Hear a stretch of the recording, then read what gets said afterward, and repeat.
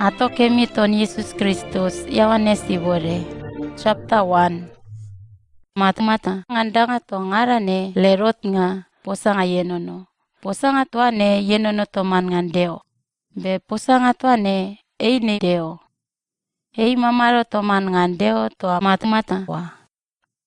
Nganei ta deo ikaro danga to ngarane ga iwot. Be danga to ngarane iwot eine iwot nganera peta pare mau. Iwot nganei kekelen. Maronga kemi pu yenono pan. Be maronga kemi toawa eine iman tarangangan gir ya baba. Taranga itarangan tibur dorom. Be irangrangan dorom yasal taranga toawa mau. Deo isula yaba ere ga inam yera Yohanes. Yaba toawa inam taikaro posangangan taranga toawa. Ta ikim panua toangarane tilongo ele posanga ta lolor matuangan. Hei taranga toawa mau. Be inam ngan paula nga posanga ngan taranga toawa. Be taranga tau-tau nga toa itara panua toangarane. Totat isuluga inam tanoyai. Ei mamarot tanoyai. Ngan ei ta dewi karodanga toangarane tanoyai. Begir panua tanoyai artiwatai ngan ei mau. Ei langan ayatua ngaipu, be ele panua tibara ei mau. Be saparua tibara ei ga lolor matuangan ei, tota ilongyan girga tiwot deo ele gergeu. Gir tiwot deo ele gergeu ngan narga tamar singir mau, ga kimnga tiniraya mau, ga yaba eta ele kimnga mau pare. Be deo kekelen ikaro girga tiwot ele gergeu. Be posanga iwot ya baba, ta inam imamaro rabungan gai. Ta gai agera ele tarangaga iura kapei. Eine taranga ton gergeu toa kelerewa, itamai sulai ga inam. Hei won ngan karonga lolo marumaya ga posanga tau-taunga. Yohanes ipamatua aya posanga ta ibabat ga ikeo. Eba tuane mugai nakeu pagimingan ga verane. Eba ina murengan gau, ei yera kapingan gau. Ngansa ei mamaro mugai ngan arot tuaiwa naut maitne. Ngansa karonga lolo marumaya iwon ngan ei. Be ele karonga lolo marumaya tuane, ei paorega inam pagita kapitau. Ngansa apu iwot ngan Moses ibage. Ta karonga lolo marumaya ga posanga tau-tau nga iwot ngan Yesus Kristus ibage. Mugai ga inam yaba eta igera deo mau. Be deo toa kelerewa imamaro ita maisalei. Eike kelen yawa inasi pagita ngan deo. Yohanes ipaula posanga ngan aro tuaiwa gir Yuda tisulagir panua tenainga arga gir Levi ga tilapan. Gir titnan Yerusalem ga tila tatibeta ei berane. Yausai. Be ei wawa tutui pagir be himuran posanga mau. Ta ikeo. Gau Kristus mau. Ta tibetai. Be yausai. Yau Elijah. Be ikeo. Gau mau. Ta tikeo. Beo yaba to bara dewi yawa tuaga ya sanga-sangane. Be ikeo ga. Mau. Tota tibetai pare berane. Be yausai. Keu pagai. Tai rang-rang anak koli posanga tutui. Gai ila pagir panato tisula gai. Ya keu marongan yang mulian. Ta ikoli posanga lalaere mambe Aisaya toa ibara deu iawa mugai ikeungan ga berane. Gau yaba to nababangan tibur morang-moranga berane. Apa tutui maron ele erap. Begir panua toa tibeta-beta Yohanes wa. Gir parisi tisula gir ga tilapan. Ta tibeta ei berane.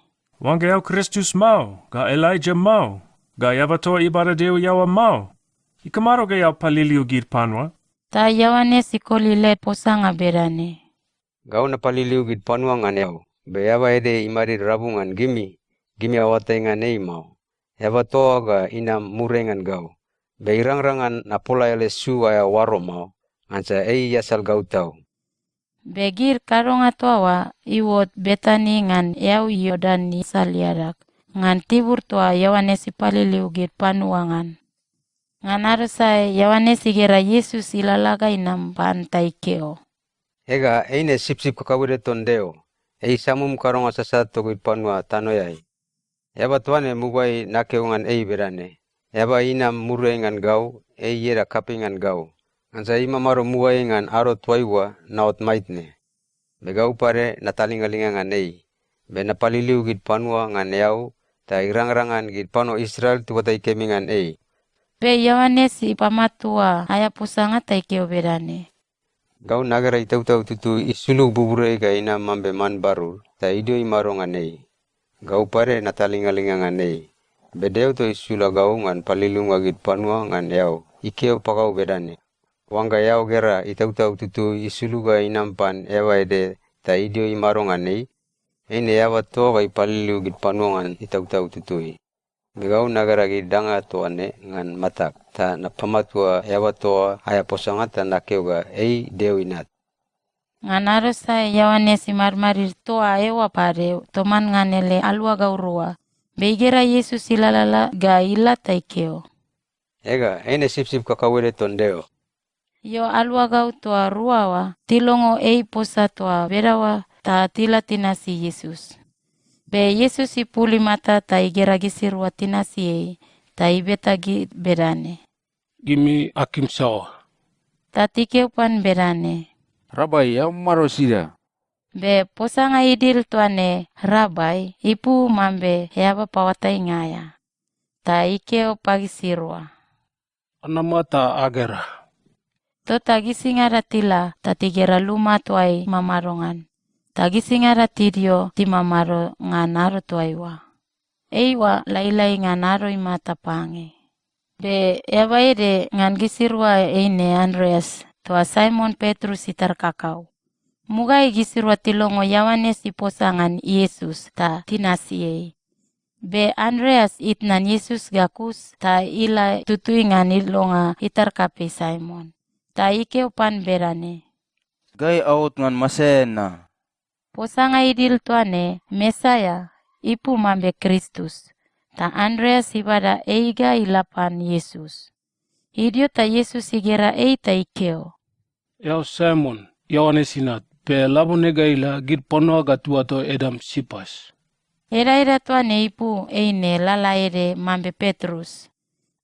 Nganaro sae Yesus iwanga ila Galili. Ta igera Pilip ta ikeo pan berane. Nasi gau.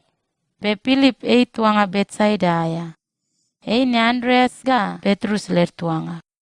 Idio ta Pilip iwot pan Nathaniel ta ikeo pan. Gayawat pan eva to. Moses tibore ngane ngan laulau apu aya. Ga gilpano tibara deu yaw pare tibore ngane. Yesus Nazaret aya. Yosef inat. Be Nathaniel ikeo pan berane. Irang anda ta kemi iwot Nazaret pare. Ta Pilip ikeo. Nam tagera. Idio ta Yesus igera Nathaniel ilalagai nam ta ikeo ngan berane. Ega, eine aba tautaunga ede Israel aya. Karunga eta pakanga aya yenono pan mau. Ta Nathaniel ibetai berane. Yawatean gau marongan. Ta Yesus ikeo pan berane. Mugayengan Philip ibabago, nagara yao mamaro abe ipik ipuyai. Ta Nathaniel ikeo pan berane. Eva pawatengam. Yau deunat ga yau maron kape togai Israel. Ta Yesus ikoli ele posanga berane. Nakeuga nagara go abe ipik ipuyai. Tangan ipu toine yao lolo matua ngan gau na. Mure yao ga gera dangat kapepe iasal dangat tuane. Ta ikeo pare berane. Nakeu tautaunga pagimi. Kimiga agera bubur ipokakai. Tagid angelo tondeo tidaga tisulu pan eba inat. Yohanes chapter 2. Nganaro tolaya yanian ngawai ngaya iwot ngan tuanga kena ngan tibur Galili. Be Yesus itna imamaro toa ewa pare. Be tibaba Yesus asingara ele alua gaungan yanian ngatoa wapare. Idio ta wain kus ta Yesus itna ikeo pan berane. Gir panwa arwain kus. Be Yesus ikeo pan berane. Ten kape, eine danga eta togau mau. Gauleg aro imata ina maitne. Idio ta itna ikeo pagir payayanga berane. Sawa ranga ike pagimingan karonga gimi akaro. Be ulo kapipi heawa ya 5 ga ede yenono boloma. Gir ulo toawa timan gir Yuda ler sigiringa ayangan nasinga lerapu. Gir kelere heine irang-rangan galen sangaul rua mau sangaul tol. Idio ta Yesus ikeu pagir berane.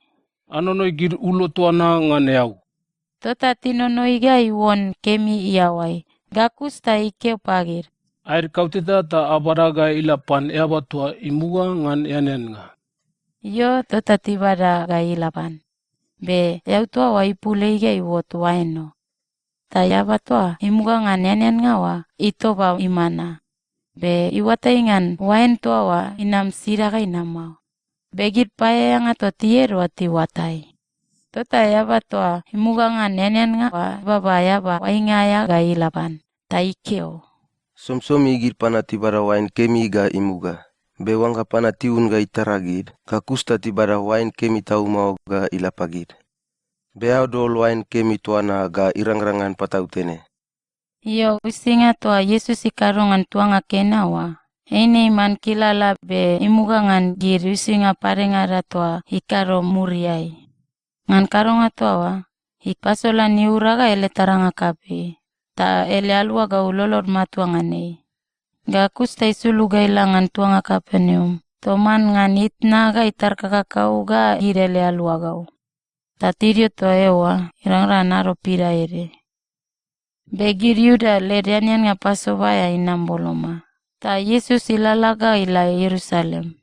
Begadudunga ngan dewele luma aya ala. Higera gir panua tilongyan gir bulmakau ga sip-sip ga gir man barur ta panua tiwolol. Be panua parengara timamaro popo yai ta tila umali lengan gir pat. Idio ta Yesus ibada waro. Ta ikaruga iman muingaya. Ta isere gir panua tongarawa. Toman ngan ler sip-sip ga bulmakau. Ta tiwot ketila gaut. Be ipul popo to gir panua tila umalile ngan pat. Ta ler pat ibili nalele. Ta ikeu pagir panua toa tilongyan gir man barur berane. Abara gidanga tuane ga ilai. Irang-rangan gimi akaro tamag ele luma ga iman luma walo aya mau. Be ele alua gau matar nanan posanga. Yenonongan dew ele laulau ga berane. Gau lolo ikim tau lem luma. Takim nga tuane ine mambe dinga yanian lologay. Idio ta gir Yuda ar marir nga tibetai berane. Yau ga pasolan gai mambe eram kape ngan karonga tua berane marongan. Karo isinga eta ta iman kilala. Be Yesus ikoli ler posanga berane. Arepet deo ele luma tuane tagau ga napagun mulian ngan ado tol. Be gir Yuda tikeo. Marongan, deo ele luma tuane. Tipasolan ngan ayarai sangaul pange gegelima kaede. Be okeo ga pagun mulian ngan ado tol. Be luma toa Yesus iposa-posangan wa eine 18. Tota muri ngan ele dainga mulian ngan matenga. Giralua gau matar nanan posanga toa mugaya eikaro. Ta lolor matua ngan posanga. Yenonongan dewele lau-lau. Toman ngan posanga toa Yesus ikaro ngan mulian. Yesus imamaro maitne Yerusalem. Ngan yanyan nga pasowaya. Be panua busa tigera giru isinga. Iman kilala toa eikakaro. Ta lolor matua ngan yera. Be Yesus iari girmau. Ngansa watai motian ngan panua toa ngarawa.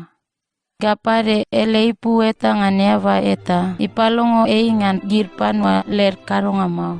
Ngansa watai ngan sawada nga yenono panua loloria. Yohanes chapter 3. Be yawa ere parisia ya. Yera Nicodemus imamaro. Marir nga kape yere togir Yuda. Yava tua neilapan Yesus bong. Taikeu pan berane. Yaba pawate ngam. Kaya watai mambe deu isulago. Ganam mambe gayaba pawate nga aya. Ngan sa irang-rangan yaba ita sapayan. Ikaro girwisinga iman kilala mambe gayau kakaro ne mau. Be wanga deu imamaro tomanga ne itayo. Ta Yesus ikoli ele posanga berane. Na posa tautonga pako. Wanga sai aya puponga parua aya mau. Irang-rangan ibada marunga deo ibagai mau. Ta Nicodemus ikeupan. Wanga yaba iwot yaba kape. Eine ga tipopoi pare marongan. Irang-rangan idudunga itne iapa ita ipopoe ipade. Ta Yesus ikoli ele posanga berane. Nakeo tautau ngapako, wanga yaba eta aya poponga ngan yau kekelen, be ngan itautau tutui mau, eine ga irang-rangan ibada madonga deo ibagea mau. Sawa danga yababa tipapot, eine danga togit yababa. Be sawa danga itautau tutui papot, eine danga ton itautau tutui. Yau kamaro kakrikan gau nakeo ga gimi manta ami poponga parua aya. Somsomi rai lelega inam ta ilangan tibur isawa ikim ilangan. Ta yau longo ele tandanga be wataingan inam sida mau ga ila sida mau pade. Be itautau tutui ele naurata tota berawa. Gimi agerangan matami mau be ikakaro gid panua ga tuot pau. Ta Nikodimos ibetai berane. Gidanga tuane irang-rangan iwot madongan. Ta Yesus ikoli ele posanga berane. Yau yaba pauteng ham togit Israel be wataingan gidanga tuane mau. Nakeo tautau ngapako. Gaya posangan sawa danga gai awataingan. Ga apalongo ngan sawa danga gai agera. Be lolomi matuangan lemai posanga mau. Gau na posa pagimi ngan danga tanoe ya. Be lolomi matuangan mau. Tawanga nakeo pagimi ngan danga bubure ya. Eine ga lolomi matuangan marongan. Mugai gainam, yabaita idai gaila buburei mau. Be yabaina to isuluk buburei gainam, kekelen idai gaila ta irang-rangan yawa inasingan. Lalaire mame Moses ipakantutu mota ya namer gaidangan, abeingan tibur mura-muranga mugai. Ene ga tipakantutu yaba ina tua berawa pare. Tua berawa ta saparua lolor matuangane, gir ga tibara marunga kemi somsomi ga ilalala ga ila. Ngansa deo ilolo ikim tau pono tongara ne tanoi. Ta ilongian ina tua keleroa. Ta wanga sa ilolo matuangane, ene ga irang-rangan iduaya mau. Be ga ibada marunga kemi sumsomi ga ilala ga ila. Ngansa deo isula inat ga inam tanoi ngan panas nga git panua mau. Be isula ga inam ngan baranga git mulian. Wanga sa ilolo matuangane, ene ga imarir ngan posanga mau. Pesai lolo matuangane mau, deo irau pusanga motian ngan aya panas ngana. Ngansa lolo matuangan deo ina tua kelerene yera mau. Ngan ipu go waine ta deo ipamarir gir ngan pusanga. Ngansa ele taranga isulu ga inam tano ina. Begit pono tikim tau marunga doromaya, be tikim deo ele taranga mau, ngansa gir ler karunga papaya mau. Ngansa pono tongara ne tika karunga papaya mau, gitiman taranga aya isat. Ta tinam tiwot ngan taranga mau. Ngan karo ta ler karunga iwot masai. Pewanga sai ina si posanga tautaunga, inam idudunga ngan taranga. Ta irang-rangan girpan wa tigera kemi mambe sawa danga kakaro. Eine ikaro ngan deo iura. Gakusta Yesus asingara ele alwagau, tilangan tibur kape Yudea. Betwa ewa idio imamaro toman ngan gir ta ipaliliu gir panua. Be Yawanes pare ipaliliu gir panua, ngan tibur yera ainon bolomangan tuanga Salim. Ngan sa tibur tuawa ayaya ubusa, ta gir panua tilalakapan ngan baranga paliliunga. Benga naro tuai wa Yawanes idudunga ngan luma panas ngaya maitne. Idiot ta awa kau iwot rabungan gir alwa gauton Yawanes. Gaya baide Yudaya. Gir awari soka ngaingan apu aya nasinga. Ngan sigiringa tiniraya muk. Gakusta tilapan Yawanes tatikeo. Yaba pawata ngam. Yaba to mugai imamar tuman ngan yau. Ngan yau Yordan isaliadak. To yau paula posanga nganei. Tota ipaliu gir panua. Be pana to ngara tilakalakapan. Ta Yawanes ikoli ler posanga berane. Rang-rangan yabaita ibara dangaita sapayan mau. Manta deo to imamara bubure wa ibara pan. Be gimi alongo posanga nakiungan gau mulian mugai gaberane. Gau Kristus mau. Be deo sula gau ta namuga nganei. An enen nga wainga aya, eba to iwa itaine. Kekelen yera kape, ngan sa itaine to yarawa. Be eba wainga aya ele alwa gau, imarmarir bolomata itinigel-gel ngan longa ilinge. Tota lek tinigel-gel to ini ila ibot lai. Eba toa mantai yera ibot kape, begau edak isuluk gadio. Eba suluk buburai ga inam, garai ngan danga tongaran ne. Be eba mamarot tano yai, yaba tano yaya, tai posa-posangan gi danga tano yaya. Be eba isuluk buburai ga inam, garai ngan danga tongaran ne. Paula posangan sawa danga geraga ilongo, be eba eta ilolo matuangan ele posanga mau.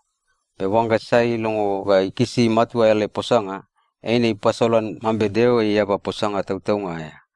Ansa yaba tua deo isula iga inam ne, kakaro deo ele posanga. Ansa deo ibara itau-tau tutui kau terega ilapan mau. Ini itau-tau tutui yenono pan kapitau. Deo tamara ikim tau inat, ta idol danga tuan arane ga ida ibage ai.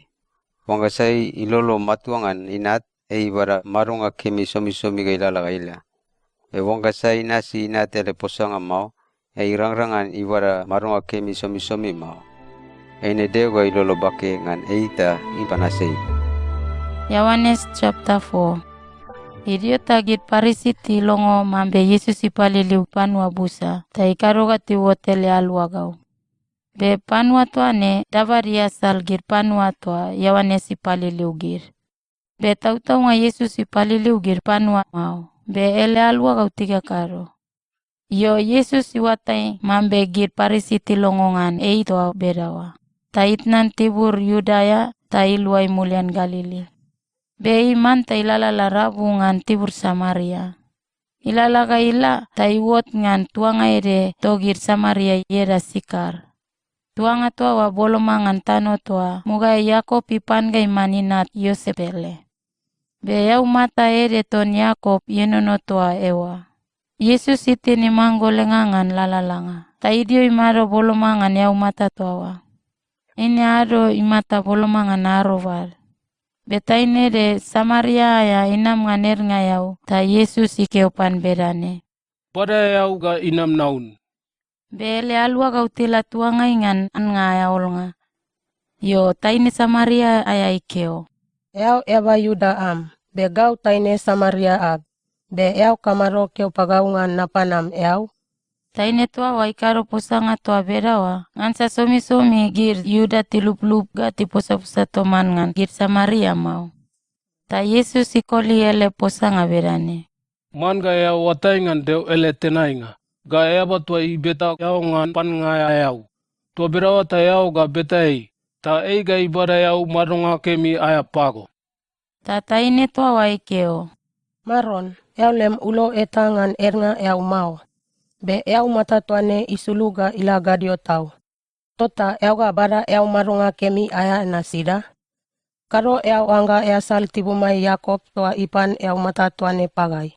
Ega ele gergeu ga ele masilau murti unun ngan yau mata tuane. Ta Yesus ikoli ele posanga berane. Saporo tiun yau tuane eine ga marumen git pade. Be wanga sa iun ngan yau tua gau nabarapan. Eine ga irang-rangan marumian pade mau. Yau tua gau nabarapan, eine ga iwot mambe yau mata yenono ilolei. Ta buka-buka idai-dai.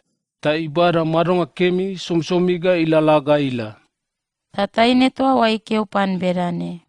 Maron, bara yau tuana pagau. Ta irang-rangan marumian gau pade mau ga nanaganagam nenengan ernga yau mau pade. Ta Yesus ikeupan berane. Laba barawam ta gimiru anam. Be taine tua wa ikoli ele posanga berane. Gau arawak mau. Ta Yesus ikeo. Patau tene keo ga arawam mau, eine tau-tau nga. Ngansa mugai ga inam, yau wai palima. Be eba tua labone gimiru amamaro, eine yau arawam mau. Lem posanga tuane tau-tau nga. Ta taine tua wa ikeupan berane. Maron, patau tene nagera mambe yau eba ere bara deo iyawa.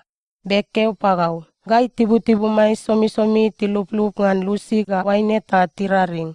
Be gimi Yuda awangga Yerusalem eine tibur tau-tau nga tua manta tararingan. Ta Yesus ikeupan berane. Taine, yau manta lolom kelerengan lek posanga ga birane. Ngan aro ede iwang ga inam. Kimi panua ga araring ga ilapan tamara ngan lusi tuane mau. Ga tua Yerusalem mau pade. Gimi Samaria araringan deo be awatai nganei mau. Pe ga Yuda araringan deo tua awatai nganei. Ngansa Deo ele dap ngan baranga mulian git panua ene yenono paga Yuda. Be ngan ado ere iwanga iwot git pano to tiwanga tiraring tautaunga. Ene ga tiraring pan tamara ngan itautau tutui ura ga pusanga tautaunga. Be ado tuane iwot patautene. Ngansa tamara ikim git pano to berane tiraring ane. Deo itin eta mau be itautau. Tagir panua tiraring ane. Manta tiraringan itautau tutui ura ga pusanga tautaunga. Tataine toa wa ikeu pan berane. Gau nawatai mambe Mesaya ga inam. Eine eba toa tiwato Kristus. Ta wanga inam, ga iawa inasi kemi pagai ngandanga toa ngarane. Ta Yesus ikeo. Ene gau totako, gau toa na pusa-pusa tomaan ngan go. Yo mole mau ele alua gau tinam tiwot. Be timata lang ngan sa tikira posa-posa toman ngan taine toawa. Be etangan giri beta ngan ikim sawa mau. Ga ngan ipui sawa iposa toman ngan wa mau pare. Tota taine toawa itna nele ulo uaya ga idio. Ta iluai mulian ga ila tuangai ta ikeo pagir panua berane. Anam ta agera eba ere ikeo pagau ngandanga toa ngarane gau nakakaro mugai. Karo eba tuane Kristus. Tota titnan tuanga ta tilalalaga tilapan Yesus. Begira lua gau tikeo pan berane. Eba pawatengam, ante tabua. Be ikeo pagir. Gau akan nga ere pare, be gimi awatengan mau. Be ele alua gau tipo sapol ngan gir berane. Karo eba ipan ayan nga. Ta Yesus ikeo pagir. Gau akan nga eine ngan nasinga kim nga ton eba to isula gau ga nanam ga na pasala ele naurata. Gimi akeo ga taiko pange yenono maitne. Ka kusta taiko an nga paranga iwot. Be gau nakeo pagimi. Mata mida ta agara kemi gidaranga. Patautene gid panua tilalaga tinam. Gid mambe an nga imatua kemi ngan barangana. Eba iboko ngan an nga aya baranga. Bara aya olnga. Palublub gid an nga itautaw ngan maronga kemi somsomi ga ilala ga ila. Tua berawa ta yaba yarum an nga ga yaba ibabara an nga.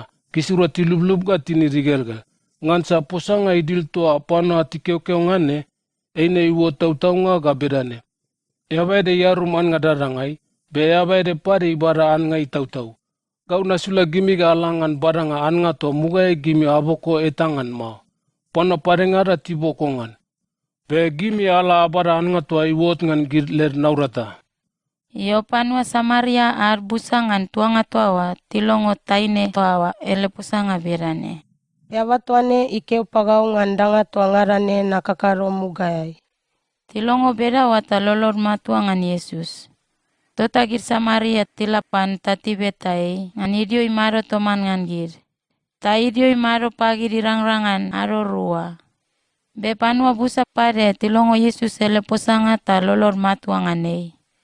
Idio tatikeo pantaine toa berane. Gaya longo ya lemposanga ngan ei. Be lolomai matuangan ei ngan ipu toaine kekelen mau. Ngan sa patau tene alongo ele posanga ta awatai mambe ewa toane. Tau-tau nga ibara mulian panua toa ngarane tano yai. Aro rua ilaga kusta Yesus itnan tuanga toawa ta ilaga lili. Be muga Yesus ipaula posanga ngan ei mulian ga berane. Wanga yaba ibada Deo yawa ngan ele tuanga ipu ene ga tilolon ngan ei mau. Yo ilai wot Galili ta gir Galili tini rigel-gel sapayan ngan baranga ei. Ngan sagir pare tila Yerusalem ngan yanen nga toawa.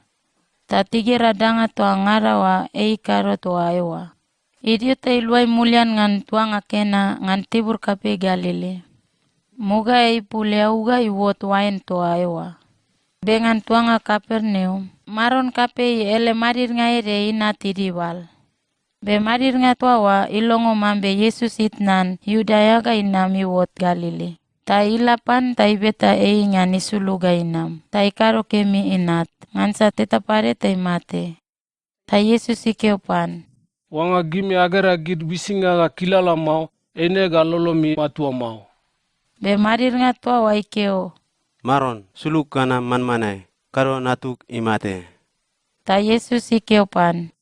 Allah, natum itin kemio. Tota marir nga ilolo matuangan ele posangapan. Ta iluai mulian gaila. Yo larlaro erapi maitne, be ele payaya ngatila tiwot pan tatikeuga.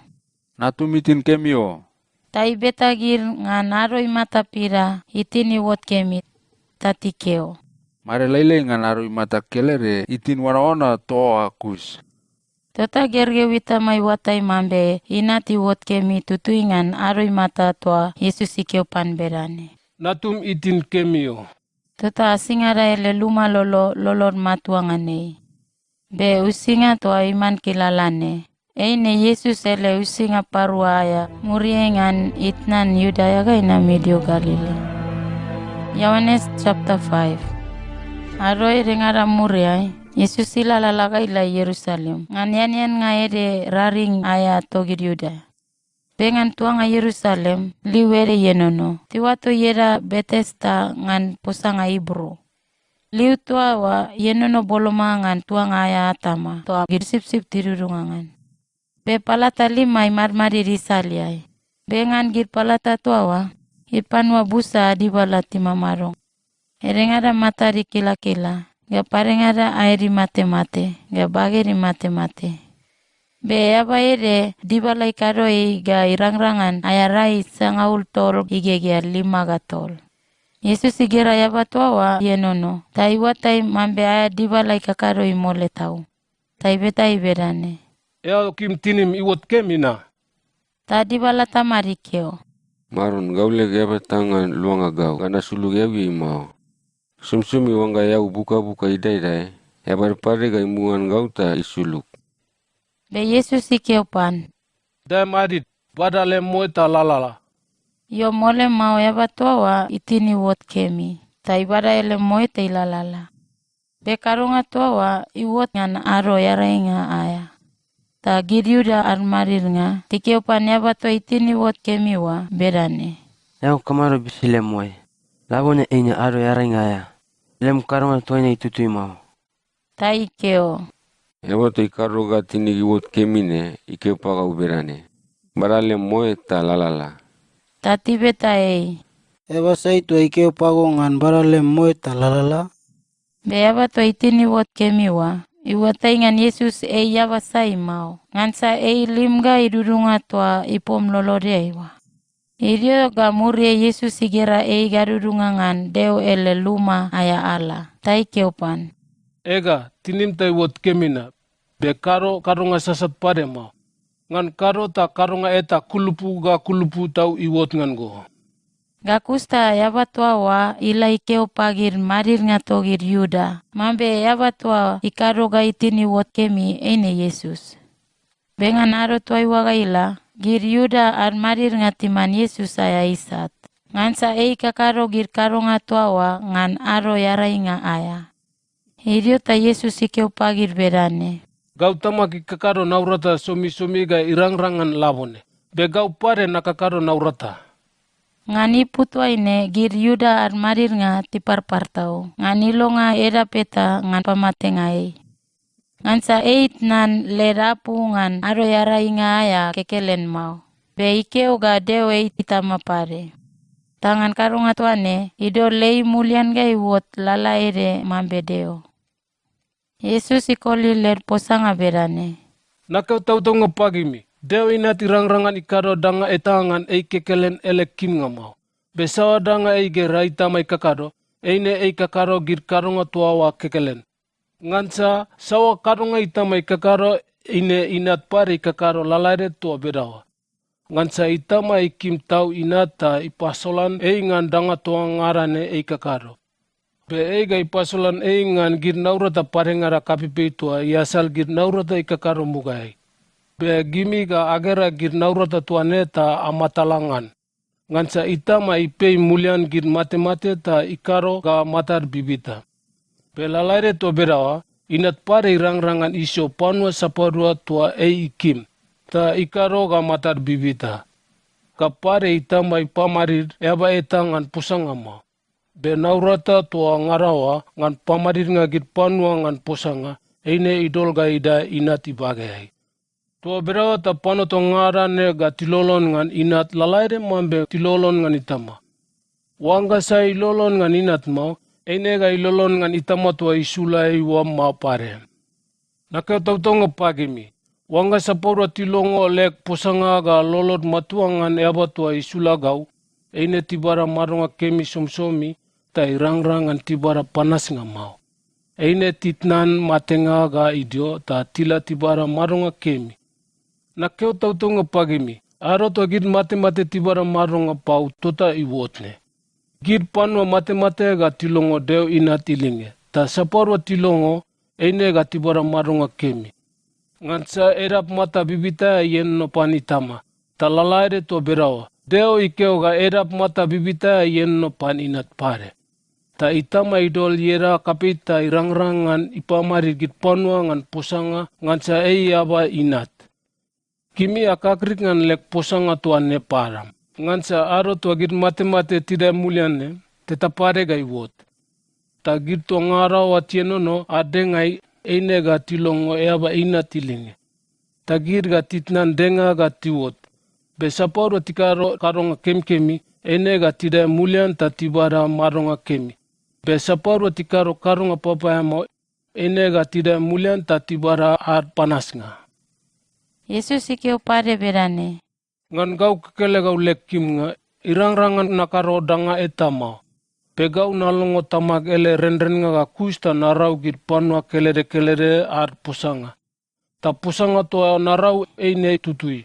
Ngansa nanasi gau lekim nga mau.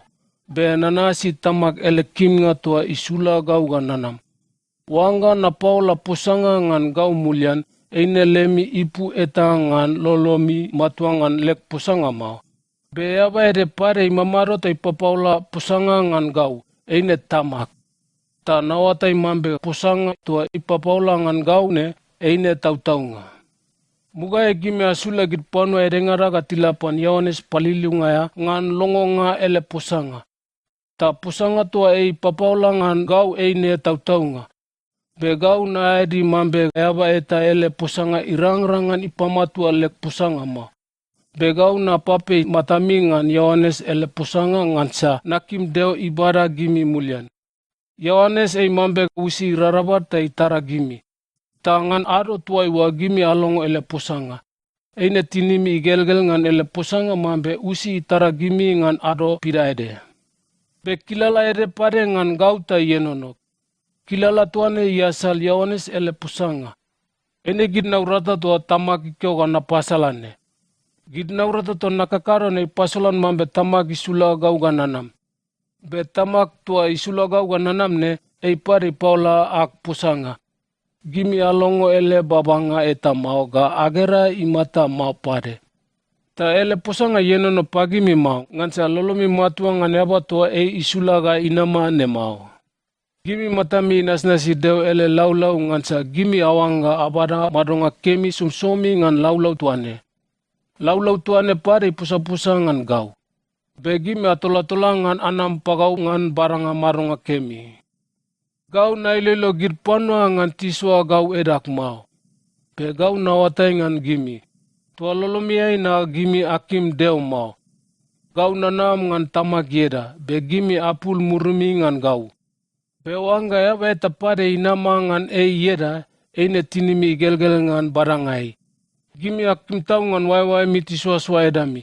Be deo to kelere wa isuasua edami ngan edap ede pade. Be gimi tinimi ngan nasinga edap tu awamau. Tota irangrangan lolomi matua marongan. Karo gimi awanga gau ga nasol gimi ngan pusanga to tamaki mataiwa. Eine mau. Eba toa ga isol gimi ngan pusanga eine Moses toa edi ngan luanga gimi. Ngan sa wanga lolomi matua ngan Moses tautaunga eine ga lolomi matua ngan gau pade. Ngan sa bode laulau ngan gau.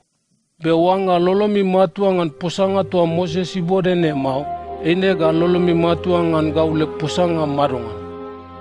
Yohanes chapter 6. Idio gamure ta Yesus siwore kailangan liu kapi Galili salierak. Liu tuani yera ere pare Tiberias. Be ipom kapi tinasie ngan sa tiga ragiru singa tua kakarongan kemi ngagidi wala. Idio ta Yesus ira kaila beroya ita idio imaro toman ngan ele alwa gau. Ngan aro tuai wagir Yuda lerianin nga paso vaya imata boloma. Be Yesus imata ira ta igera ipom kape tinga ta eiga tinam, ta ibe ta pili berane. Gita ga taul an nga sidangan ipom tuane tian. Ei karo posanga tuane ngan toba nga pili, be ei watai ngan sawaranga eiga karo, ta pili pikoli ele posanga berane. Wangga tatero pat silva puno rua nganol ngaran nga. Ini rangan giri ipom tuane, tian kautere mau. Be ele alwa ka were yera Andreas toa Simon Petrus itar kakau, ire ta ikeo. Gergeu aranga ere tai mumadone. Ei aya ia rua toman ngan bread 5 tikado ngan bali plawa. Pe an nga kautere bedane ga iparangrang gid ipom tuane madongan. Ta Yesus ikeo. Akeo pagid ipom ta tido timaro. Be tiwur to aya purup kemi ngan maronga. Ta gir to ngarawa tido timaro. Be gir arang kekele gid dawari wot buno ring 5. Ida ta Yesus ibara bread toa, ta iposa kemi pandeongan. Gakusta ipota ga ilapagir ipom toa tima maroa. Ta ikar berawangan ia pare. Ta gir to ngarawa tiwara ga irang-rangan lerkim nga. Gir to ngarawa tian ga aparisum. Gakusta ikeo, pagir ele alua ga uberane. Abara mulian an nga ilialiang ngan karota etangara idua sapayan. Iyo, an nga ilialia to iwot ngan bread 5 wa. Ele alua ga tigo mulian ta tinunui ngan kare isanga ulga igege arua. Begir panua tigera usinga to Yesus ikaro ta tikeo. Deo ikeo ngan sulanga yaba ere ga inam tanoye ngan baranga iyawa. Tau-tau nga yaba tota nene.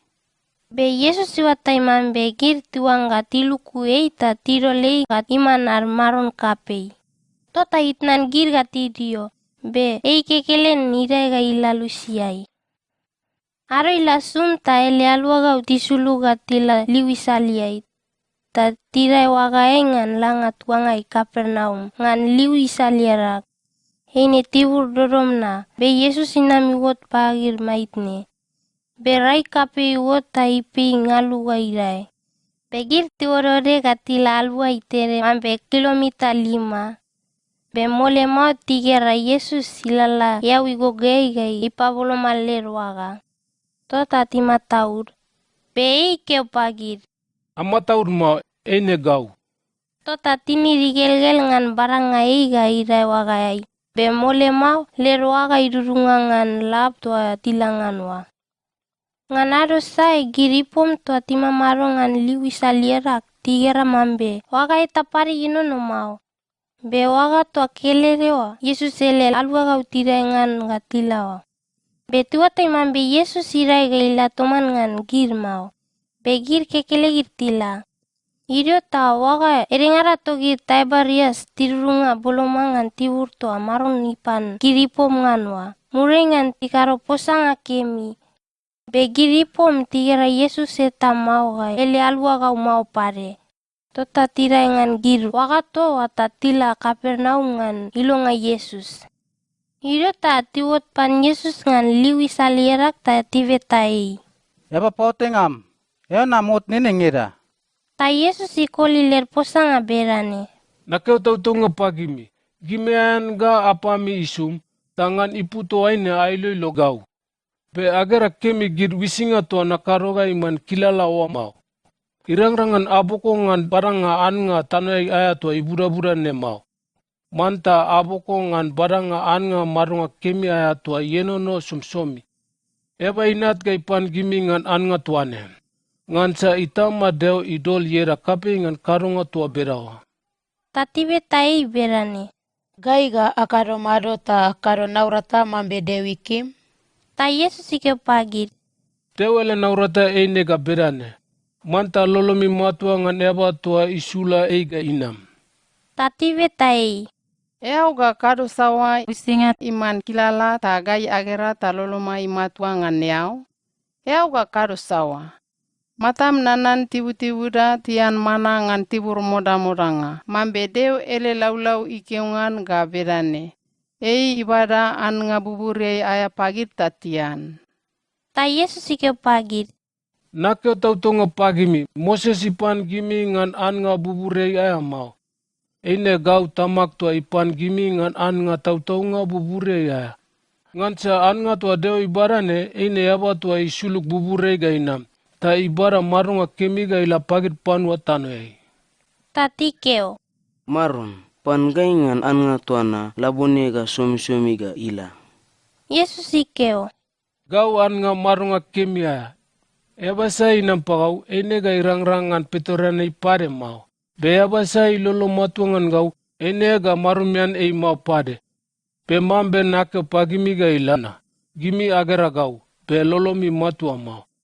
Pono saporo to tamak ibara ga tinam pagau, eine ga tinam pagau. Be eba sa inam pagau, eine ga nasukei mau ga mau tau.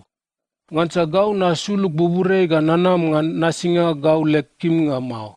Be nanam ngan nasinga tamak elekim nga tua isula gau ga nanam. Tamak tua isula gau ga nanam ne, elekim nga ga bedane. Gid pono to ngarane ibara ga tinam pagau, irang-rangan etangan gid iduaya mau. Be gau ga nape gid mulian ngan aro murei ga murei tau. Ngansa tamak elekim nga eine ga bedane. Pono to ngarane tigera gau ga lolot matuangan gau, gid ga tibara marunga kemi somsomi ga ilalaga ila. Tagau ga nape gid mulian ngan ado murei ga murei tau.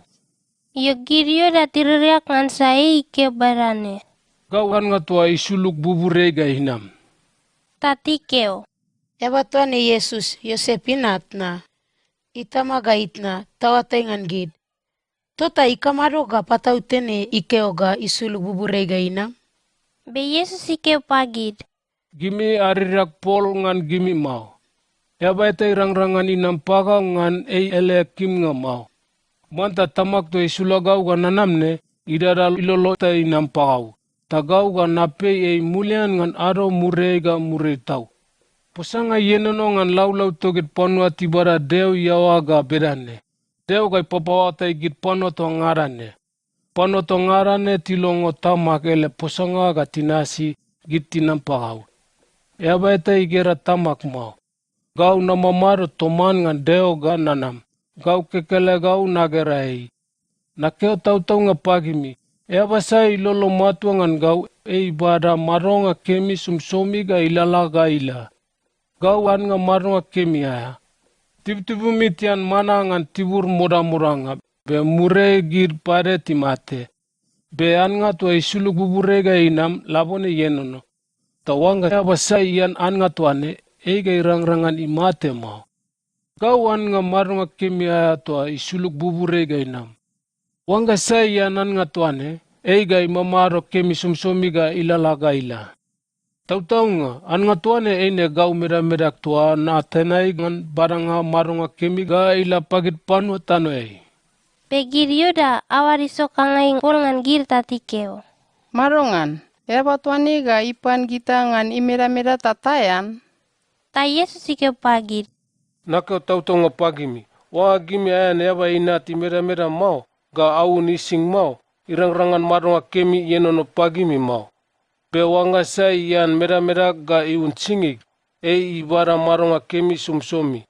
Tagau ga nape e mulian ngan aro murei ga murei tau. Ngan sa gau mera-merak eine an nga tau-tau nga. Ga singig eine danga tau-tau nga unun nga ya. Wanga sa ian mera-mera ga iun singig. E imamaro pagau. Gagau na mamaro pan. Tamak tua imamaro somi-somi ne isula gau ga nanam. Tangan e iura gau pare na mamaro sumsomi. Tawanga sa ian mera-merak eiga ibara marunga kemi ngan gau urak. An nga tuane isuluk bubure ga inam. Eine lalaire mambe mana tua tibu-tibu mitian ga timate wa mau. Wanga sa ian an nga tuane eiga imamaro kemi sumsomi ga ilalaga ila. Yesus ikaro gir posanga tuane ngan ele pawata ngan lumararing ayat tua Kapernaumwa. Yesus ele alwa ga busa tilongo ele posanga berawa tatikeo. Pawataingan e kuluputau, sa irang-rangan ilongo. Beto ilolewa, watai mambe ele alwa ga ulolor ngurgang urto berawa. Taibe tagid. Ikamar, posanga tuane ikaro ga gimi pare lolomi itnan gau. Tawanga gimi agera yaba inati da mulian ga ilangan tibur to mugaya imamarongan wa eine marongan. Itau tutu kikelen ikaro ga abara maronga kemi. Pe yaba ba urad irangrangan ilua gimi mau. Kit posanga tua naposa pagimi ngane eine inampan itau tutu ita ikaro ga abara maronga kemi. Pe edengarangan gimi lolomi matua mau. Yesus ike berawangan sasaparwa to lolor matuangan ni mau. Ei wataingan tua mugay gainam. Gai wataingan yawasai gai idolei gai irai pagira miri tama-tama bagiriai. Yesus ike pare berane. Edengarangan gimi lolomi matua mau. Tangan ipu tua ini nak pagimi mambe yabeta irang-rangan inam pagau ngan erap eta pare mau. Manta tamag ilongan eiga inam pagau. Bengan aro tuai wa gaila, ele alwa kau busa titna neiga tilata tinasi ei pare mau. Ta Yesus ibeta ele alwa kau tua sangau ligege arua wa berane. Ikamaro, gimi awang atnan gau ga ala pare. Ta Simon Petrus ikoli ele posanga berane. Maron gaiga alapan sai pare. Yau kekelego lem posanga ibara maronga kemi somi-somi ga ilala gaila. Pe gai lolomai matua ga awatai kemi mambe yau yaba tutui tondeo. Ta Yesus ikeo. Gau nasio gimi tua sangaul igege ruane na. Be edengan gimi eine yaba paya mau mambe Satan. Be yaba to ikeu ngano eine Yudas Simon Iskariotinat. Eyerengan gira lua gau sangaul igege arua. Be murei ga idolei pagira miri tama-tama bagirai. Yohanes chapter 7. Idio gamure Yesus ilalaga ilangan tuanga Galili. Pe itin ngan langa Yudia mau. Ngansa Giryuda tiloilo era petangan pamatengai. Pe Giryuda ledenen ngangan matar nanan maronga palatai ta inam boloma. Ta Yesus ayakakakau tikeo pan berane. Yaknan tibur tuane tala Yudia ta irang-rangan le malu kau tigara girusinga eo kakaro. Asa wong eba ita ikimi walu iwot kapi, eiga ikaro naurata mumul ngamau.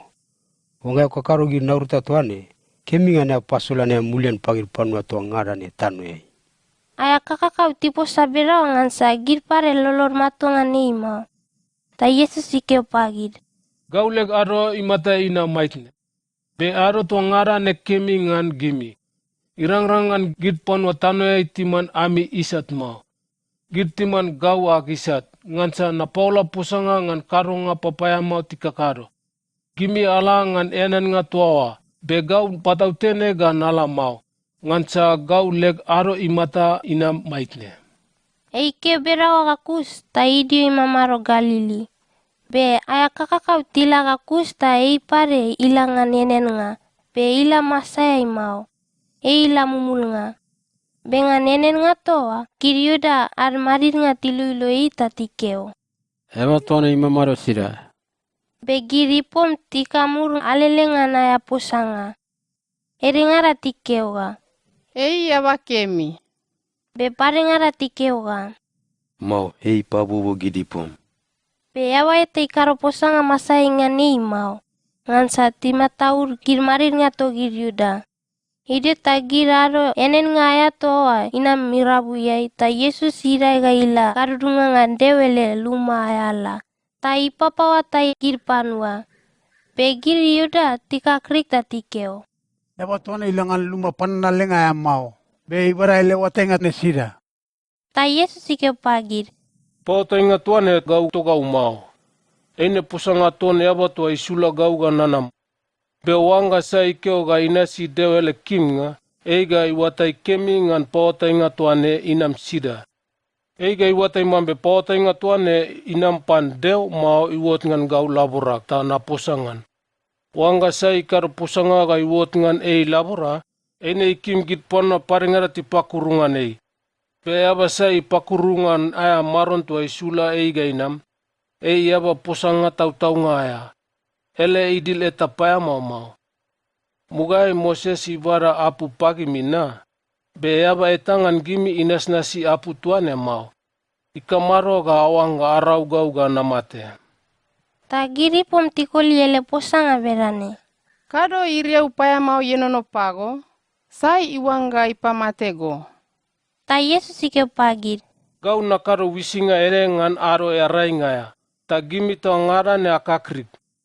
Be mata minanan. Moses ibada nasinga palu ngaya pagimi. Ta gimi apalu le migerge waranga-ranga ngan ado tua ngarane. Ga ngan aro e arai ngaya pare.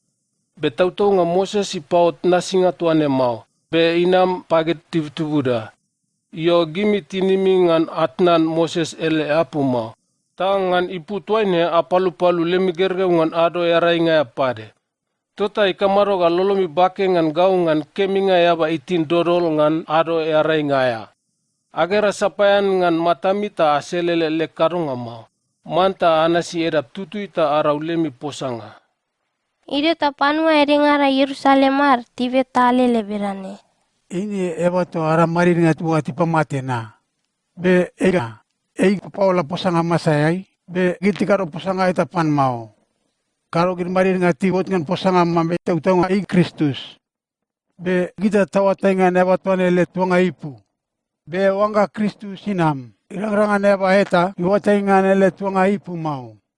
Iyo Yesus ipapawatay gir panua garurunga ngan dewele lumaya ala. Be ibaba ngan posanga ta ikeo. Gime awatay ngan gau ga lek tuanga ipu na. Be gau nanam ngan gau lek kim nga mau. Eba to isula gau ga nanam. Eba posanga tau-tau ngaya. Gime awatay ngan mau. Be gau na awatay ngan ngan sa gau na mamarot toman ngan ta isula gau ga nanam. Gir tilongo posanga ta berawat ta tiwang ga tiluku Be awai ta iwagi ira ngan mau. Ngan sa ele arui matai na maitne. Be panua busangan ipom toawa lolor matua ngan ta tikeoga. Tau-tau nga, eba tuan ni Kristus. Ngan sa eba ita pare irang-rangan ikaru bisinga busa ga iasa leba tuan mau. Idio tagir parisi tilongo gir ipom tikamura lelengan Yesus saya posanga. Tagir marin nga tenay ngar, gagir parisi tisula ler payanga toa timarialangan dewele luma, tatilangan lukunga Yesus. Be Yesus ikeo. Gau na mamar toman ngan gimi kau tita pare ga kusta na luagau mulian paneba toa isula gau ga nanam. Ta gimi ga ailo gau, be irang-rangan out ngan gau mau. Be tibur tua ga na mamaru nganwa, irang-rangan gimi alangan mau. Tagir yuda tipo sapol ngan gir berane. Ega ila sida ta irang-rangan taot ngan mau. Ikamaro. Ega ila pagir sobo-sobora toa timamaro alele ngan tibur togir alu parengara. Ta ipapawatai gir alu parengara. Ele posangan ipu marongan. Ngansa ikeoga. Gimi ga ilo gau be irang-rangan out ngan gau mau. Gapare ikeoga. Irang-rangan gimi alangan tibur toaga nama marongan wa mau. Besomi-somi wanga gir yuda tipasala lerianen ngatuawa. Ini tikaro ga imana aro kape raringaya. Betutu ngan aro tuaiwa, Yesus ira imarita ipotala ngan posanga gaberane. Wanga sai marumiane goibe inampagau ta iun. Wanga sai ilolo matuangan gau, eine deo ele laulau aya posanga ga iwo tau-taunga ngan Ta eau maronga kemiaya ga ilele ilole ga iwot. Beitaro waninge itna toane ngan itau-tau tutui. Ngan aro tuaiwa, itau-tau tutui nama maitne. Ngan sa Yesus ibara era-era kape maitne. Begir panua toa lolor matuangan mure gati bara itau-tau tutui. Panua ngarangan giripom tilong ele posanga toane tatikeo. Tau-tau nga, eba toane eba ibara dewi yawa toa tasang-sangane. Be parengara tikeo. Kristus. Be parengara tikeo. Madongan, irang-rangan Kristus inam Galili mo. Deo ele lau-lau ikeoga Kristus ga iwot ngan yawa keledepan David. Ta ele tuanga ipu Bethlehem. Tua muga imaron kapi David imamarongan. Deo ele lau-lau ikeo bedawa. Tau-tau ngana. Tota girpanwa lolo rere ngan ta timapoga galele. Erengara tuanga tiluku be yabaita idoli wage ga irengan mau. Girpaya nga toa watilua gir mulian gatila pagir marir nga tinenga arga gir parisi. Tagir marir nga toa tibet tagir berane. Ikamaro gimi alukwe ta abada iga inama mau. Tagir payang atikeo. Muga iga inam, ebate ikaro posanga mambe yaba tuane mau. Tagir parisitikeo. Marongan, ele posanga paka ngai pabubu gimi pare. Gimi agera marir nga eta mau parisi eta ilolo matuangan ei pare. Mau marongan. Begiri pom tuane tiwataengan apu mau tamure deo gai panas gir. Be yabai dengan gir iera Nikodemus. Tua muga ilapan Yesus. Ibe tagir berane. Kita leda apu ikeoga. Itutu ingan tapanas yaba eta. Ngan posanga sapayan mau. Manta talongo kemi ele posanga. Tatawata ikemi ingan danga sawa kakaro. Gakusta yo. Tatikoli ele posanga berane. Yau kamaro, yau Galiliam pare. Matam kirisi kemi ngan deo le laulau tagera. Ebe te ibara deo yau ga inam Galili mau. Idio tagir kelere tilale lumayai. Yohanes chapter 8. Be Yesus ira ga ilangan bere olive. Iyo gaisala rumah-rumah ngan adosai. Yesus ilai dudunga ngan dewe le lumaya ala pare. Tagir pano busa tilapan. Dio maro tai papawa taigir. Pegir marir nga apuar gagir parisi tiluku tai nere toai karo ngarala. Tati warai geilap imari rabungan giripom. Tati kepan Yesus berane. Eba pote ngam. Gaya gera taine tuane ikaro ngaharala. Bengan Moses ele hapu. Ikewa girtaine tikaro berane. Manta taraurau giringan padga timate. Beyau ke maro. Beti karo posanga to berawa ngan to bangai. Ngansa tiluilo ipu etangan sol ngai ngan posanga. Be Yesus imauruga isuluk ta ibore tano ngan ibagi gonga. Iyo tibeta maitne ta Yesus ida imarir ta ikeo pagir. Eba sai rabungan gimi, wanga ele idil eta paya mau, goibe eiga imua ta itaro pat ngan taine tuana. Gakus ta imauruga isuluk pare ta ibore tano. Begir tilongo posanga toa, ta gir kelere sega tila. Gir kapi pitumuga, begir kakau tila muriai. Ilaga irang-rangan Yesus kekelen idio toman ngan taine toa, imar-mari rabua. Idio ta Yesus ida imarir ta ibe ta iberane. Taine, gidi ipom tuane sidaga tila. Etangan gid idio ngan panas nga gomau. Ta taine toa, ikeo. Maron, yaba eta idio mau. Ta Yesus ikeo. Gau pare ga na panas gomau. Eola, be mure karo nga sasat pare mau. Idio ta Yesus ikeo pagir pare berane. Gau taranga ngan gid panua toa ngarane tanoei. Wanga sai inasi gau, eiga ilalangan dorom mau ga mau tau. Be eiga ibara taranga marunga kemi aya. Tagir parisi tike pan berane. Orang-rangan pasulan mambe lem posangan tau-tau nga mau. Ngan sayau bebem eta ngan ipamatua lem posanga mau. Beau posa-posa ngan yau mulian. Ta Yesus ikoli ler posanga berane. Tau-tau nga, nakaro posanga ngan gau mulian. Belek posanga tuan tau-tau nga. Ngan sa gau nawatai ngan gau nanam sida ga nala sida pade.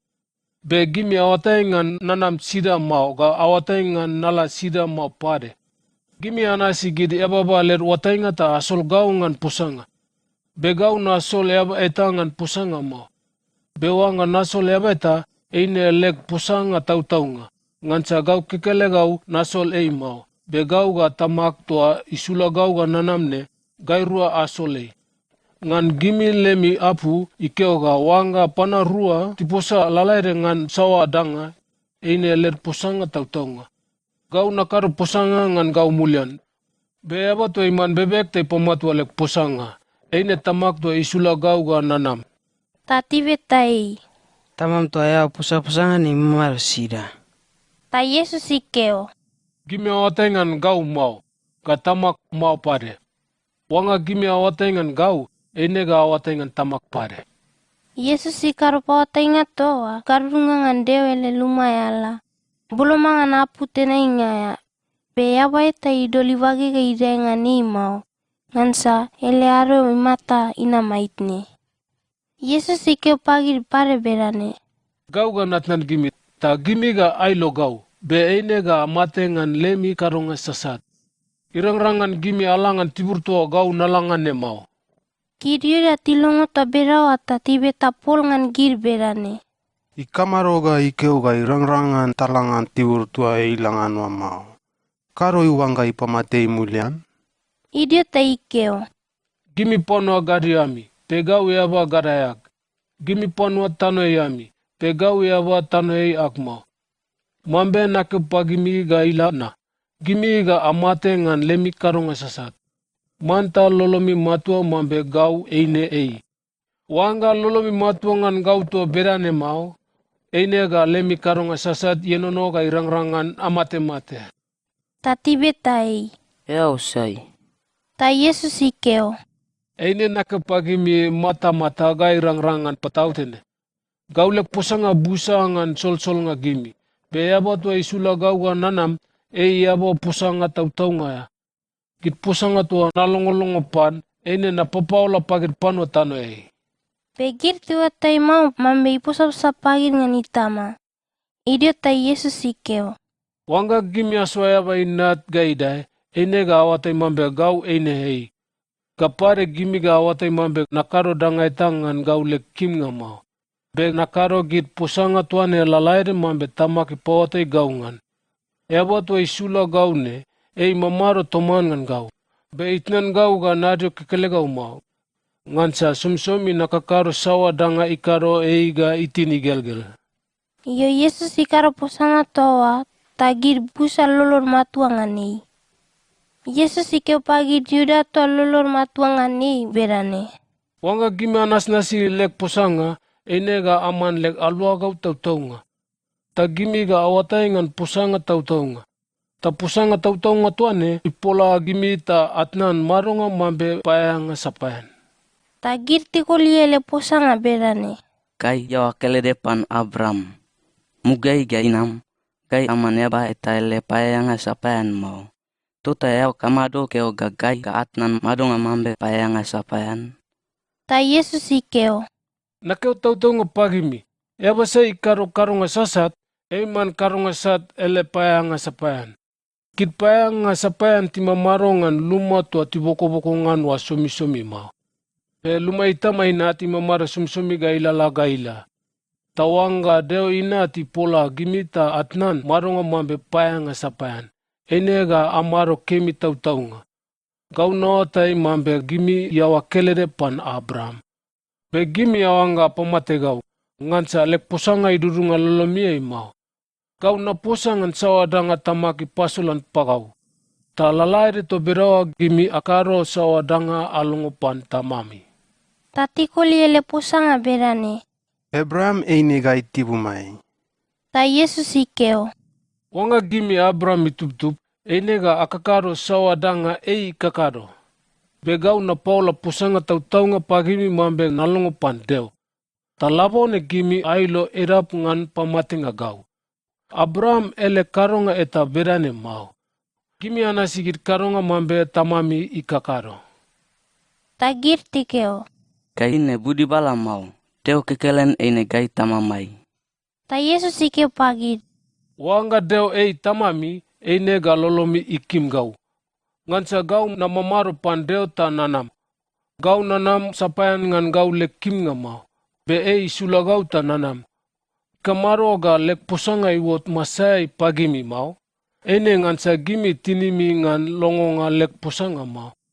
Gimi anam pan tamami tua yaba paya mau. Tanawanga anasi tamami tua ele kim nga. Mugai gainam papamate git panua ga iman posanga tau-tau nga ya isat. Ngansa posanga tau-tau nga eta yenono pan mau. Posanga pakakanga ele naurata iwaro. Ngansa yaba pakakanga ga ale buro itama. Begau lek posanga tau-tau nga. Ta lolomi matuangan gau mau. Saingan gimi irang-rangan ipasulan leg idil eta paya mau. Mau na. Tota wanga nakaro posanga tau-tau nga. Ikamaro ga lolomi matuangan gau mau. Wanga sai gergeu tondeo, ilongolongo deo ele posanga. be gimi alongo ele pusanga mau. Ngansa gimi gergeu ton deu mau. Tagiriuda tikuli ele posanga berane. Gai yakeu ga eo yaba ere Samaria be iri au paya mau yenonongan go. Ini tautau nga? Na. Ta Yesus ikeo. Iri au paya mau eta yenonongan gau mau. Gau nalolon ngan tamak, be gimi alolon ngan gau mau. Gau nailelo git ponua ngan tisua gau erak mau. Eaba kelere isua gau erak. Ei kekelen gai pamarir git ponua ngan posanga. Nakau tautunga pagimi. Wanga sai ina silek posanga. Irang-rangan imate mau ka ilalagaila. Tagiriuda tikeo pan berane. Ega patautene ga yawatai iriau paya mau te yenono pago. Abraham imate ga girpanua tivara deu yawa timate pare. Be yau keo ga wanga sai nasi lemposanga. Heine ga imate mau ga ilalaga ila. Ikamaro, yau wanga yasal tibuma Abraham. Hei matena ga girpanua tivara deu yawa timate pare. Yau keo ga yau eba marongan. Ta Yesus ikeo. Wanga naswa edak mulian, ene naparim ngan edak sapayan. Betama ke yaba tua isua gau erak. Yaba tua gimi awanga ami deo. Gimi awatengan mau. Pegau nawatengan Wanga nakeo ga nawatengan mau. Ene ga nawat yaba pakakanga ak mambe gimi pade. Betautau nga gau nawatengan ka nanas-nasi ele posanga. Tibumi Abraham iti nigelgel ngan geranga ado tua gau nanam nganwa. Gerata ilolo kemi. Tagiriuda tikeo. Eo amrai sanga 5 maitne be eo keu ga gera Abraham na. Ta Yesus ikeo. Nakeo tautonga pagimi. Abraham iwot maitne be gau namamaro. Iyo tota tiwara pata tiwanga tiraunganei.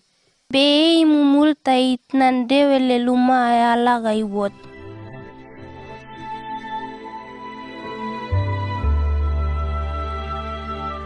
Yohanes chapter 9. Ide ta Yesus ilalaga ila peigera ema ede mata ikila toa aya popongai gainam. Ta ele alwag tibe tae. Eba potengam, sai karo-karonga sat, eba tuane, mau itna ga itama, ta imata ikila toa aya popongai gainam. Ta Yesus ikeo. Eba tuane ikaro-karonga sat mau. Ga itna ga itama tikaro mau pare.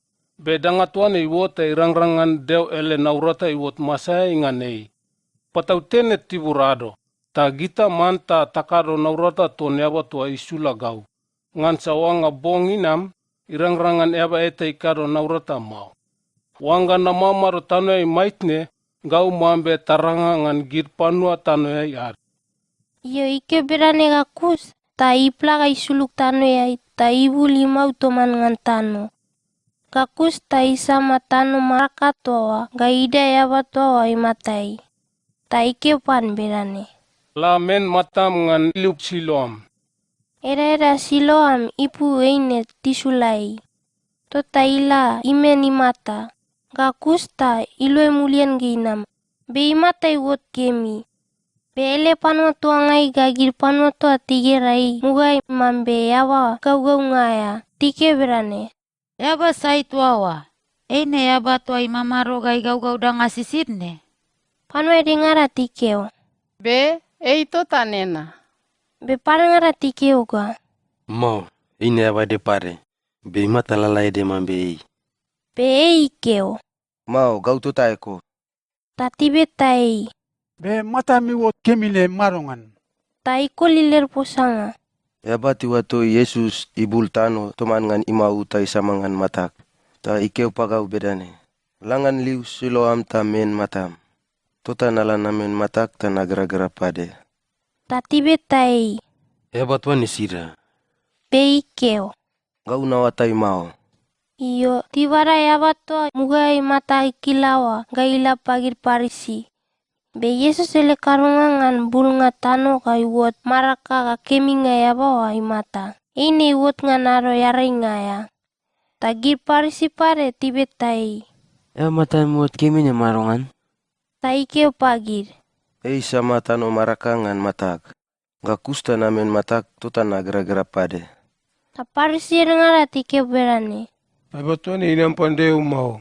Ngan sa nasi apu ngan haro ering aya mau. Be paringara tikeo. Irang-rangan eba karunga sataya, ikaro girbisinga berani pare. Mau tahu. Tota tima poaga tiwotia warua. Ireta tipul matar ga ilapan yabato mugai mata ikilawa. Ta tibeta pare berani. Yao keo marongan ngan sa yao matam tuana ikaro kemi. Ta ikeo. Yawa ibara deu yawa. Pegir marir nga togir yuda tiari mambe mugai mata ikila mau. Tiwanga pakakanga ni mata iwot kemi. Tiari berawa ga irang-rangan tiba baitna ga itamagatinam. Tatibe tagi surwa berani. Ema tuane lemi gergeu.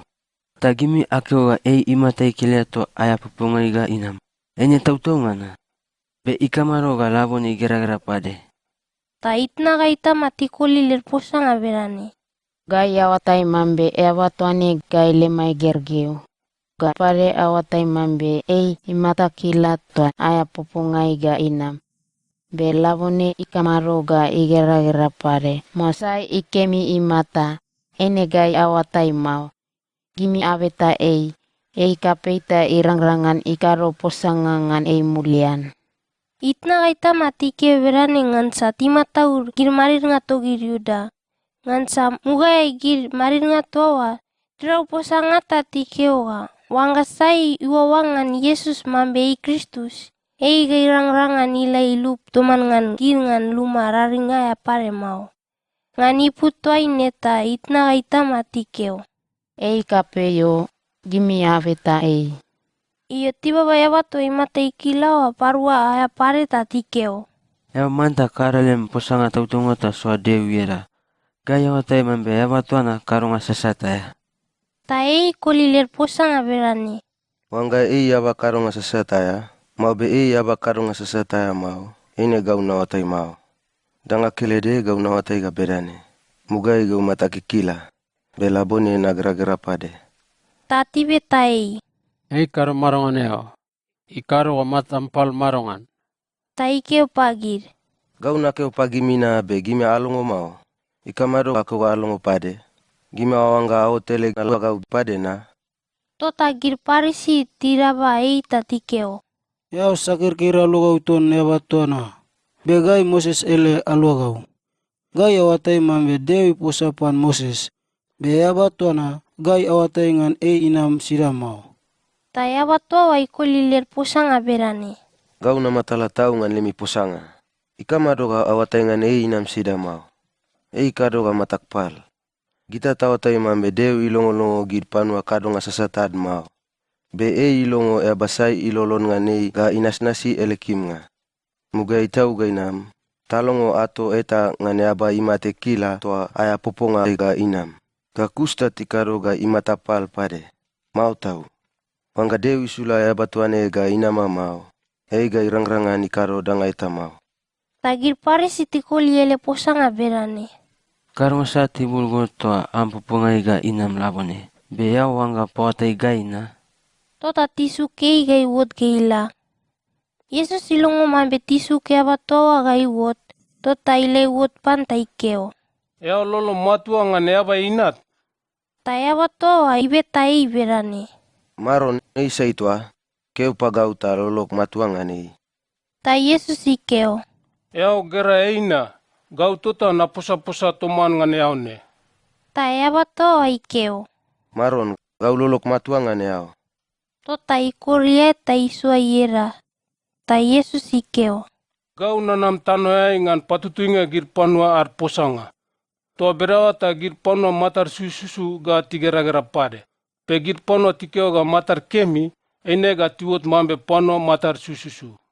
Pe gir parisi erengara toa timamaro tilongo berawa ta tikeo. Ikamaro. Yao kego gai pare matamai susu na. Ta Yesus ikeo pagir. Wanga matami susu. Ene ga lemi karunga sat eta mau. Be labone gime akeo ga matami kemi. Tota lemi karunga sat yenono maitne. Yohanes chapter 10. Yesus ikeo pare berane. Nakeo tautunga pagimi. Eba sai dudunga ngan gir sip-sip bled ala aya atama mau. be iduga idudunga ngan tibur eta pare, yaba lublub ngaya ga ipapayawa gir sip-sip. Be yaba idudunga ngan ala aya atama, gir sip-sip tamar. Yaba to Maria ngan atama, ipokaka atama ngan ta gir sip-sip tilongo tamar ilinge. Be wato gir sip-sip kelere-kelere erad, ta imuga-muga ngan gir ga tiwot. Wanga ibara ele sip-sip to ngarawa ga tiwot ga kus, ga imuga ngan gir. Ta ele sip-sip tinasi ngan sa tiwata ngan ilinge. Gir ga tinasi yaba eta pare mau, be ne ga tiawa ngan ngan sa tiwata ngan yaba eta pare ilinge mau. Yesus itaro waninge itna tuane, be gir panua tiwata ngan sawaranga to iposa-posangan mau. Idio ta Yesus ikeo pare. Nakeo tau ngapagimi, gau ne atama to gir sip-sip. Panua to ngarawa tina muga ngan gau, ne gir panua lublub nga arga ti papayawa gir sip-sip. Pe gir sip-sip ti longo-longo gir mau. Gau ne atama. Wanga sa inam pagau ta idurunga, deo ga ibara mulian. Ta ga idurunga ga iwot ngan atama tuawa. Ta somi-somi ga iwotot ngan purup kem-kemi yanean ngaya. Eba lublub ngaya ikim ilub gir sip-sip. Ga ipapayabungan gir. Ga ipapamate gir. Nama ngan ipu eta pare mau. Begau nanam ngan baranga maronga kemi pagir. Ta maronga kemi toa ne kemi ga kemi tau ga ilalagaila. Gau sip-sip tamar kemi. Sip-sip tamar kemi ilongan mulian ga imate ngan luanga gid. Be aba sa iboko pat pan sip-sip tamar, sip-sip tamar mau. Rang-rangan Maria la kemi ngan gir sip-sip mambe sip-sip tamar mau. Tota wanga igera kawa saksa kinam, ga itnan gir ga tidio, be yawa ga ila. Ta kawa saksa ga yan gir ga ipare gir alele. Eba toa yawa ngansa boko pat, ta imata ilangan gir sip-sip mau. Kau sip-sip tamar kemi. Gau nawatay ngan lek sip-sip, ga lek sip-sip tiwatay ngan gau. Lalaire mambe tamak iwatay ngan gau. Ga gau pare nawatay ngan ta nalongen gau gan amate ngan luanga gir sip-sip. Pe gau lek sip-sip pare ngara tua tien no garungan ala tuane mau. Ta gau manta nabara gir pare ga tinama. Tota gir ga tilongo lingek ta tiwot sip-sip yawa kelere ga tamar kelere pare. Tamagi lolo ikim gau ngan ipu gawaine. Nalongian gau mulian ga namate ngan luanga gir sip-sip. Ga kusta narai mulian pare. Irang-rangan yaba eta ipamate gau sapayan mau. Wanga nalongian gau ga namate tayo. Gau ura kape ngan longian nga gau ga namate.